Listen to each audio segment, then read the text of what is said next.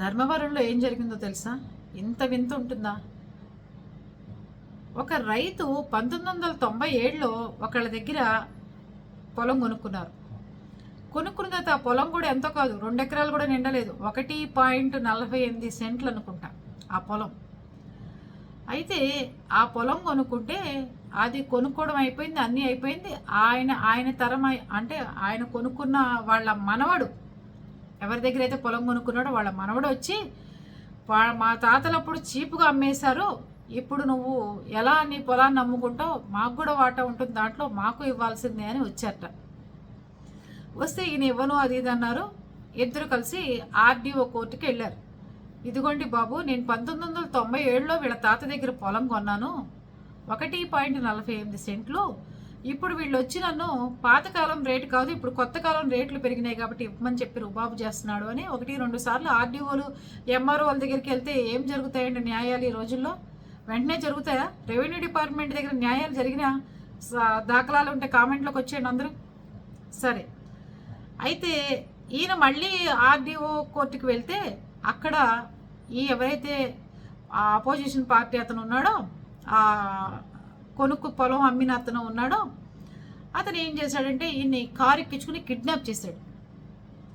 Kidnap చేసి ఆయన లోపల కారులో పెట్టి చితక్కొట్టి బాండ్ పేపర్ల మీద సంతకాలు పెట్టించి 50 లక్షల రూపాయలు నేను ఇస్తాను నా పొలం అమ్మిన తర్వాత వీళ్ళకి అని చెప్పి ఆయన చేత ఆ పేపర్ల మీద సంతకాలు పెట్టించారు. ఎప్పుడో 90 ఏళ్ళు అమ్మిన పొలం ఇప్పుడు రేట్లు పెరిగేసరికి కళ్ళు కుట్టి వాడికి ఈయన కిడ్నాప్ చేశారు. 5గురు ఉన్నారు ఆ కారులో ఈయన కిడ్నాప్ చేయడానికి. సిఏ ఆయన వెంటనే నాగేంద్ర ప్రసాద్ గారట 1 అవర్లో ఆ కారు ఎటు రూటు వెళ్ళిందో కనుక్కుని పట్టుకుని వాళ్ళను కూడా పట్టుకుని పోలీస్ స్టేషన్లో పెట్టారు. ఆయన్ని పాపం విడిపించారు. వెంటనే పట్టుకోగలుగుతాం చూడండి. ఆయన ఏమైనా చంపేసేవాడో లేకపోతే ఏం చేసేవాడో ఎలా చేసేవాడో, ఎంత దుర్మార్గంగా ఉన్నాయండి రోజులు. కానీ మీకు కూడా చెప్తున్నా, నేను నిజంగా రోజులు అలాగే ఉన్నాయి. మీకు చాలాసార్లు చెప్తాను కదా మా బాబాయ్ కూతురు విషయం. వాళ్ళందరూ పొలాలు ఎంతకు అమ్ముకున్నారు తెలుసా? ఎన్నేళ్ల క్రితమో తెలుసా?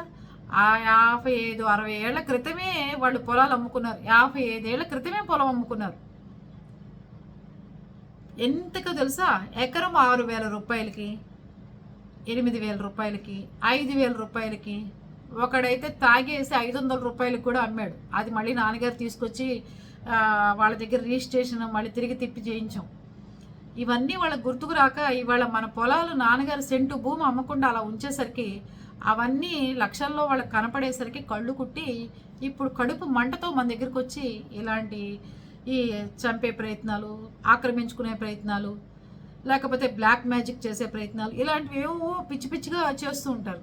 మనం అన్నీ పట్టించుకుంటామా? పట్టించుకోం కదా ఇట్లాంటివన్నీ. అందుకని భూములు ఉన్నా కూడా బయట వాళ్ళతోనే కాదు శత్రుత్వం, ఇంట్లో వాళ్ళతో కూడా ఉంటుంది.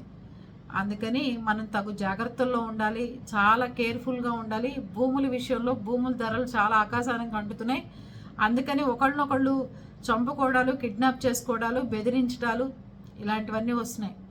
ఇలాంటి మనుషులు కూడా తయారవుతున్నారు. ఒకవేళ మనం పొలం కొనేసుకున్న తర్వాత ఆ పొలం అట్టి పెట్టుకున్న తర్వాత కూడా వాళ్ళ దాయాదులు మళ్ళీ వాళ్ళ మనవడు వచ్చి మనని కిడ్నాప్ చేస్తాడని మనం అనుకుంటామా? మనం ఇళ్ళు వకీళ్ళు కొనుక్కుంటాం ఎవరి దగ్గర, మనం వెళ్తుంటే వాళ్ళ మనవడు వచ్చి మనని కిడ్నాప్ చేస్తాడని ఎలా అనుకుంటామండి? ఎక్కడన్నా ఉందా అది? చాలా భయానకంగా అనిపించింది నాకు. ఒరే నాయన, మనం ఎక్కడెక్కడో ఆస్తులు ఏమైనా కొనుక్కుంటే వాడి మనవడు వచ్చి మళ్ళీ మనని కిడ్నాప్ చేస్తాడని. అది పరిస్థితి. ఏం చేస్తాను చెప్పండి? ఇట్లాంటి రోజులు వస్తున్నాయి మళ్ళీ. అందుకని జాగ్రత్తగా ఉండండి.